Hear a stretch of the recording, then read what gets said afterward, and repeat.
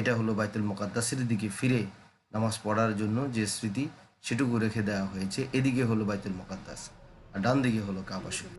মেম্বারের ওই যে উপরে জায়নামাজের মতো যেটা, এটা দিয়ে একটা চিহ্ন দিচ্ছে। আচ্ছা আচ্ছা আচ্ছা, এটা আগেবার খেয়াল করি না। হ্যাঁ, যে এটা হলো মেহরাব ছিল আগে, মেহরাব ছিল এদিকে, পরে এইদিকে করছে। আগে এইদিকে মেহরাব আগে ছিল মেহরাব এদিকে, পরে আমাদের নবীজি নামাজরত অবস্থায় সাহাবা আজমাইনদের নিয়ে এইদিকে করছে, পশ্চিম এই দক্ষিণ দিকে। এটা হচ্ছে উত্তর, এটা দক্ষিণ। বর্তমানে এই দক্ষিণ দিকে নামাজ চলো। দর্শক, এই ঘটনাটি মূলত দ্বিতীয় হিজরি শাবান মাসে মতান্তরে রজব মাসের মাঝামাঝি সময়ে ঘটে। রাসূলুল্লাহ সাল্লাল্লাহু আলাইহি সাল্লাম, আমি বলছিলাম যে এখানে বিশর ইবনে বারা রাদিয়াল্লাহু তাআলা আনহুর দাওয়াতে যোগ দিতে এই মসজিদে এসেছিলেন। এই মসজিদটি তিনিই ভিত্তিপ্রস্তর স্থাপন করেন, নির্মাণ করেন।